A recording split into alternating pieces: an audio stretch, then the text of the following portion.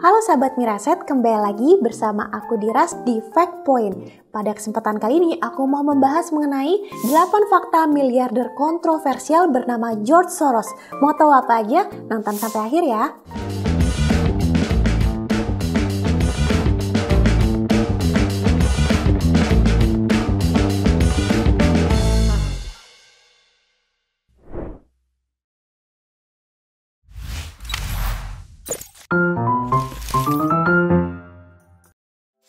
Gimana sih ceritanya seseorang yang tadinya bekerja menjadi kuli panggul bisa menjadi sosok investor yang kontroversial sampai dituding sebagai salah satu penyebab krisis ekonomi tahun 98 di Indonesia? Yuk tebak kira-kira negara mana aja yang diajak ribut oleh George Soros? Temukan jawabannya di 8 fakta tentang George Soros berikut ini.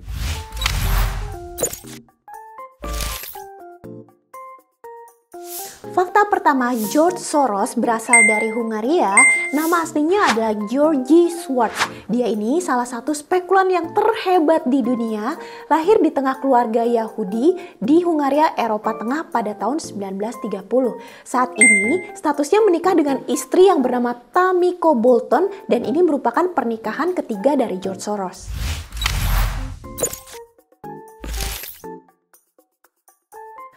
Fakta kedua, George Soros itu pernah selamat dari perang. Gimana ceritanya? Pada Maret 1944, waktu itu usianya baru 13 tahun.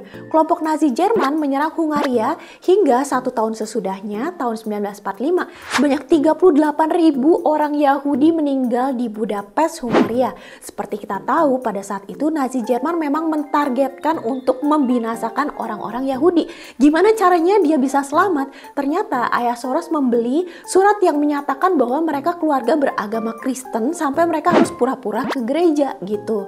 Kemudian karena negaranya nggak aman, akhirnya tahun 1947 Soros tuh menjadi imigran dan pindah ke Inggris. Kemudian masuk kuliah jurusan filsafat di London School of Economics. Meskipun kuliah tapi ternyata hidupnya juga nggak enak-enak amat karena saat itu dia juga sambil bekerja sebagai kuli panggul di kereta dan juga sebagai pelayan.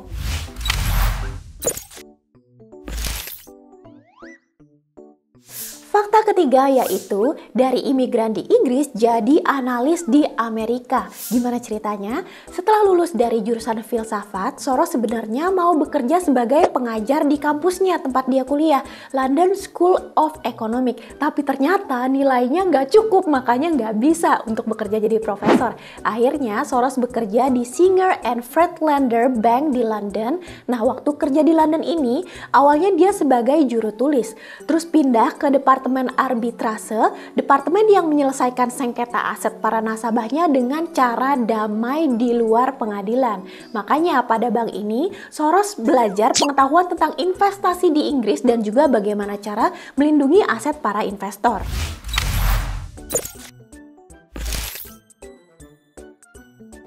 Fakta keempat, di tahun 1970 akhirnya Soros membuka perusahaannya sendiri dinamakan Soros Fund atau lebih dikenal dengan Quantum Fund. Ini adalah perusahaan investasi berskala internasional, jadi secara kolektif memegang dana para investor kaya untuk diinvestasikan.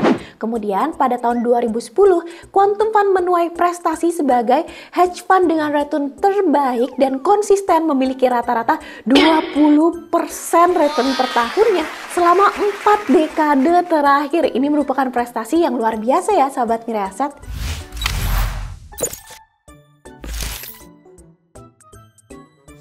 Fakta kelima, George Soros mempunyai reputasi yang buruk di berbagai negara. Soros dianggap selalu mengambil kesempatan dalam kesempitan. Contohnya nih, tahun 90 Soros tuh mengambil posisi short sell pada pound sterling karena dia meramal bahwa Inggris itu akan mengalami kejatuhan ekonomi. Karena prediksi yang benar ini, dia meraup $1 miliar dalam satu malam, cuan banget. Atas prediksi ini, dia mendapatkan julukan The Man Who Broke the Bank of England. Kalau kalian nih nggak ngerti, aduh Diras roaming, apa itu short selling? Nah, kalian bisa nonton episode Eureka Fact yang edisi pro dan kontra short selling. Linknya akan aku cantumkan di description box ya. Kemudian tahun 97 Soros berulah lagi, kali ini musuhnya adalah negara Thailand. Pada tahun 97 dia dianggap sebagai economic war crime oleh negara Thailand karena Soros menspekulasi kejatuhan perekonomian Thailand, sehingga lagi-lagi Soros caranya sama, tetap short sell lagi, kali ini di mata uang baht. Dalam beberapa bulan yang tadinya 1 US dollar itu bernilai 25 baht menjadi 1 US dollar bernilai 55 baht, yang membuat Soros berhasil profit lebih dari 1 miliar US dollar. Krisis yang terjadi di negara Thailand ini kemudian menyebar ke negara-negara di Asia Tenggara lainnya termasuk di Indonesia. Rupiahnya ikut melemah juga. Pada tahun 97 ke 98 dalam 1 tahun aja, yang tadinya 1 US dollar dihargai 2.300-an menjadi 16.600. Itu benar-benar cepat banget terpuruknya ekonomi kita. Meskipun pada Desember 98 itu sempat membaik sih jadi 8.000, tapi ibaratnya udah terlanjur ambiar gitu sahabat Miraset, yang menyebabkan hutang negara kita dan juga hutang perusahaan swasta dalam dolar itu semakin membengkak lagi. Perusahaan banyak yang bangkrut, pengangguran dan kerusuhan di mana-mana.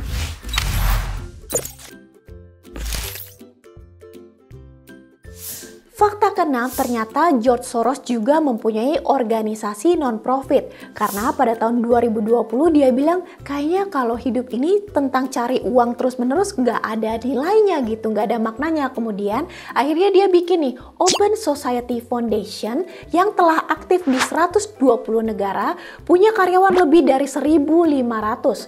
Prinsip utama dari Open Society Foundation ini adalah untuk mendukung politik demokrasi dan juga keadilan perekonomian bagi para imigran. Ya wajar karena kan background story-nya dia merupakan imigran di Inggris ya. Soros telah mendonasikan hartanya sebanyak 32 miliar US dollar, jadi sekarang sisa kekayaannya 8 miliar US dollar. Kalau dilihat-lihat, 3 pendanaan terbesar dari Open Society Foundation, yang pertama itu hak asasi manusia dan penegakan demokrasi. Yang kedua, tata kelola ekonomi.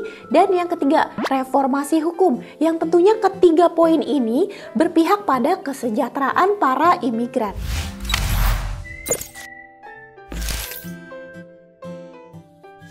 Fakta ketujuh, teori konspirasi George Soros. Selain dimusuhi di berbagai negara, ternyata Soros juga dituding mendanai organisasi anti-Amerika yang menyebabkan kerusuhan-kerusuhan dengan tujuan melawan pemerintahan Donald Trump. Kalau kita sedikit throwback nih ke tahun 2016, Soros itu mensponsori Hillary Clinton sebagai perwakilan calon presiden. Sayangnya waktu itu kalah ya. Hillary Clinton ini dari Partai Demokrat yang salah satu misinya adalah mendukung kesejahteraan para imigran. Kalau dilihat-lihat dari visi dan misinya memang sama dengan George Soros, makanya nggak heran kalau mereka bersekutu.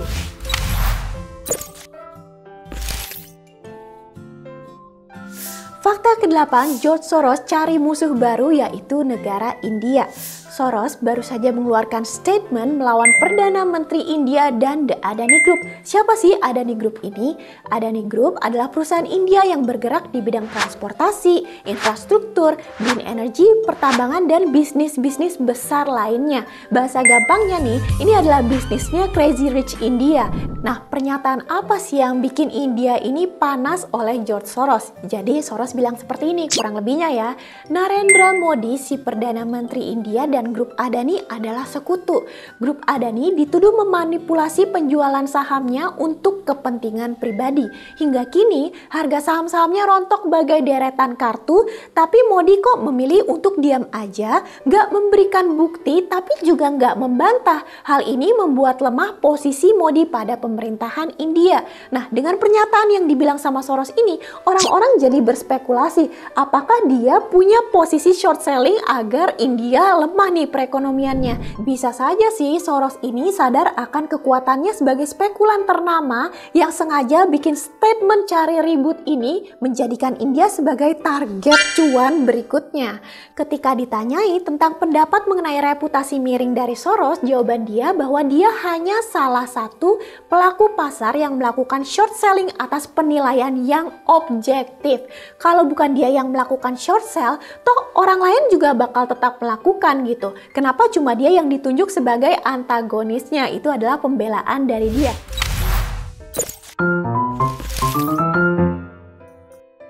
Gimana nih menurut kalian? Apakah alasan ini cukup make sense menurut kalian, atau sekedar alibi aja yang membenarkan cara cari uangnya yang bersenang-senang di atas keterpurukan negara-negara tersebut?